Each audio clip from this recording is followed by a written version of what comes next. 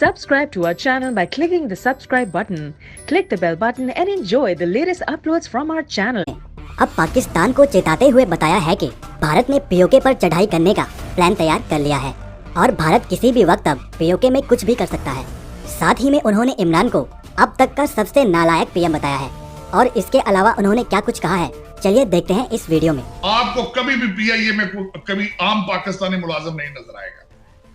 Corrupt politicians, corrupt आपकी establishment, उनके बच्चे और भतीजे होते हैं सिफारशी भर्ती। आपके मुल्क पे आफरीन है कि इसको सिर्फ टिकटॉक की लड़कियां, पहले ईमान अली थी, फिर टिकटॉक की लड़कियां और एक रियल स्टेट टाइकून, ये सारा पाकिस्तान का रिजल्ट है। जयशंकर साहब क्लेम कर चुके हैं, जो फॉरेन मिनिस्टर हैं, कि हम पीओके पाकिस्तान ऑक्युपाइड कश्मीर 24 घंटे में लेने की सलाहियत रखते हैं। दुनिया की वाहिद एयरलाइन है, वाहिद एयरलाइन। 32 तैयारे हैं, उनमें से मेरा मकसद है ज्यादा तो उड़ने की सलाहियत नहीं रखते, दूसरे पंखों वाले हैं। हर एक तैयारा 1700 एम्प्लॉई। जब मैं अमेरिका से ज्वाइन कर रहे हैं, हमारे हरदिल अजीज अमेरिका में जो पाकिस्तानी जिन्हें सबसे ज्यादा चाहते हैं, उनका नाम है साजिद तारड़। अस्सलाम वालेकुम साजिद तारड़ साहब, कैसे हैं आप? वालेकुम अस्सलाम। आपके देखने वालों को, आपको सुनने वालों को, सबको मेरा दिली प्यार। पाकिस्तान और आपके लिए हमेशा दिली दुआएं। बहुत शुक्रिया सर। आपके दोस्त हैं जो ट्रम्प साहब, सर वो हमारा रोजवेलेट के पीआई के हालात खराब हैं, पाकिस्तान के हालात खराब हैं। इस वक्त सुना है वो पाकिस्तान को और इमरान खान को लूटने का प्लान कर रहे हैं और रोजवेलेट होटल खरीदने जा रहे हैं।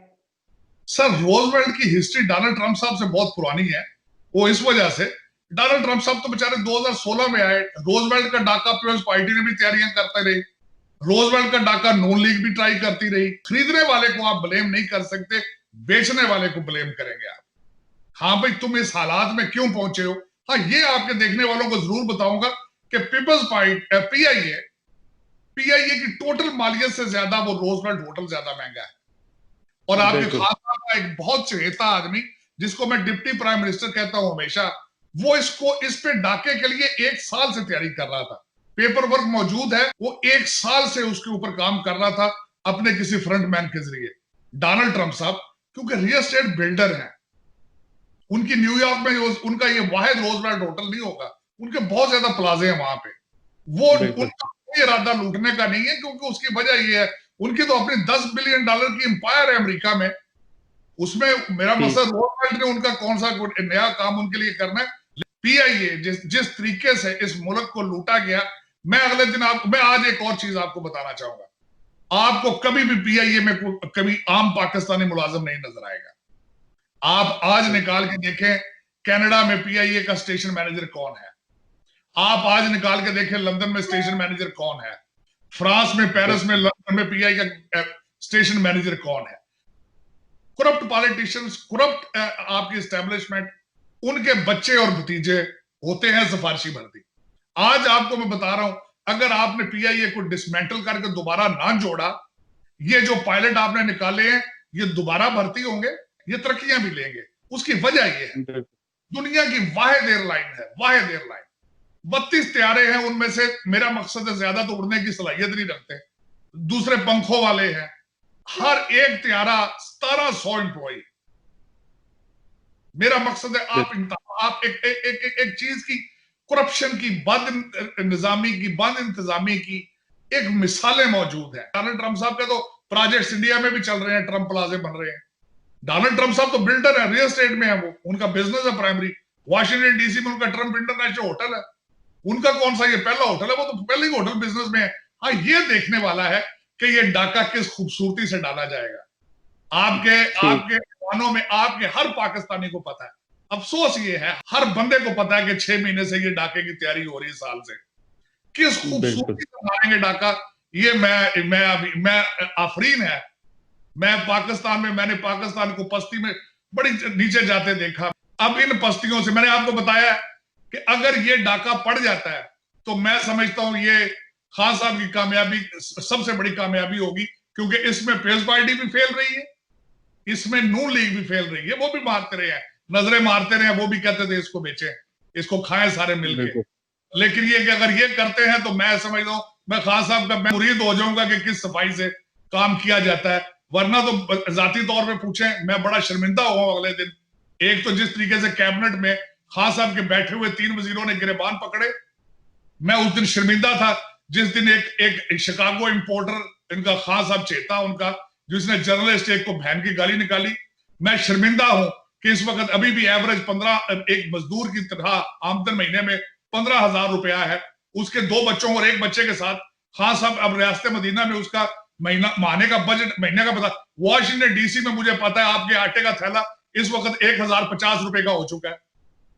ये आपके ईवानों में बैठे लोग जो एयर कंडीशन हारों में बैठे हैं, आपके मुल्क पे आफरीन है कि इसको सिर्फ टिकटॉक की लड़कियां, पहले ईमान अली थी, फिर टिकटॉक की लड़कियां और एक रियल स्टेट टाइकून, ये सारा पाकिस्तान का रिजल्ट है। और आपकी जुडिशरी सारी चौधरी इफ्तिखार अपॉइंटेड है। आप किधर जा रहे हैं?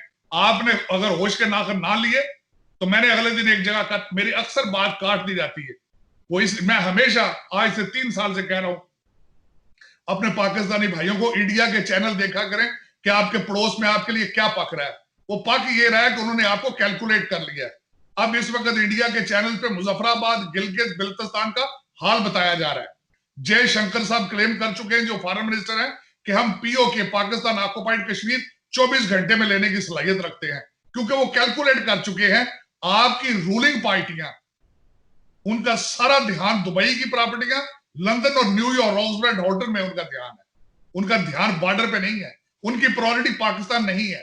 आपकी सारी सियासी पार्टियों के इजलास, पीपल्स पार्टी के इजलास दुबई में होते थे, आजकल लंदन में हो रहे हैं, नून लीग के लंदन से हो रहे हैं। आपके पाकिस्तान, मुझे ये बताएं कि इस तरह इनको सियासी, मैं इनको तो सियासी पार्टियां कहते ही नहीं। कभी आप मुझे ये बताएं, जर्नैल का बेटा सीधा जर्नैल बन जाता है? बिलावल साहब को उर्दू नहीं अभी आती, वो अगले आपके वजीर आजम है। जुनैद सफदर अभी ग्रेजुएट करके गया लंदन से, वो भी चीफ मिनिस्टर बनने की लाइन में लग चुका है। अगर मैं खान साहब से और आपको देखने वालों को ये कहूंगा, मेरा मजहब इस्लाम इतना प्यारा मजहब है, वो कहता है मायूसी गुनाह है। लेकिन मुझे ये बताएं, 25 करोड़ लोग जब मायूस हो जाएं तो फिर क्या होना चाहिए? आप बता दें क्या होना चाहिए। मैं तो वॉशिंगटन डीसी में बैठा हूं, मैं तो पाकिस्तान का रिजेक्टेड आदमी हूं सर। 35 साल पहले मुझे रिजेक्ट किया गया था। मैं आज अपनी अमेरिकन 3 डिग्रियां लेके जाऊं, मुझे चपरासी ना रखे को पाकिस्तान में। लेकिन अगर डीसी में बैठ के मुझे ये दुख है कि आपका आटे का थैला 1,080 रुपए का, 1,050 का बिक रहा है, तो फिर आपके बैठे हुए लोग क्यों नहीं चीख रहे वहां? वजह क्या है? क्योंकि ध्यान ही नहीं है उसमें सर। पाकिस्तान में रहते हैं, ध्यान लंदन, दुबई और न्यूयॉर्क में है। जब तक आप ये चीज नहीं निकालेंगे आप नहीं बच सकेंगे। लेकिन आप अपने अखलाकी तौर पे, अपने मॉरल्स पे, आपके असेंबलियों में सारे वैरायटी है, सारे जिनके पास, सबके पास बीए की डिग्रियां लेकिन मैट्रिक नहीं है। बिल्कुल पड़ेगा उनको। आपके कल्चर में, आपके खून में घुस चुकी है करप्शन। अब इस वक्त शरीफ आदमी को बच्ची का रिश्ता क्यों नहीं देता? आपको दोबारा, आपको गिरा के बिल्डिंग दोबारा बनानी पड़ेगी। उसमें मर्दे मोमन की जरूरत है, उसमें ईमान की जरूरत है। ईमान पुख्ता करें अपना खुदा के लिए। आपको पता हो कि आप खुदा से क्या बात कर रहे हैं, क्या हम कलाम है उसके साथ। साजिद तारड़ साहब, आपने न्यूयॉर्क की बात की, लंदन की बात की, दुबई की बात की। एक नई खबर आ रही है कि जरदारी साहब भी न्यूयॉर्क आने की तैयारी कर रहे हैं, वाशिंगटन डीसी आने की तैयारी कर रहे हैं। इलाज के गर्ज से आएंगे, लेकिन शायद वो भी नवाज शरीफ साहब जैसे लंदन शिफ्ट हो गए हैं। जरदारी साहब के बारे में भी कहा जा रहा है शायद वो अमेरिका शिफ्ट होने का प्लान कर रहे हैं। देखिए, जहांगीर तरीन साहब चले गए हैं, नवाज शरीफ साहब चले जाते हैं, उनकी मर्जी है सर। वो न्यूयॉर्क चले जाए, चाहे ऑस्ट्रेलिया चले जाए, उनको कहते हैं मुल्क के बादशाह ने चाहे अंडे दें चाहे बच्चे दें, उनको कौन रोकने वाला है सर? ये देखे ना, पहले मदीना की रियासत में एक बंदे को, मुजरम को, मुलजम नहीं मुजरम, मैं वकील हूं बाय प्रोफेशन, सजा याफ्ता बंदे को इजाजत दे दी लंदन जाने के लिए। तो खान साहब हर कैदी को क्यों नहीं छोड़ते जो हार्ट का मरीज है, शुगर का मरीज है? तो जरदारी साहब जो है उनके पास पहले भी वो उनको जमानत पे है सेहत की वजह से। इस तरह का आज तक मैंने नहीं देखी चीजें जिस तरह की पाकिस्तान में। मेरा मकसद है, पाकिस्तान की अदालतों के बारे में कई लोग बड़ा कुछ कह चुके हैं, मैं मजीद क्या कहूं।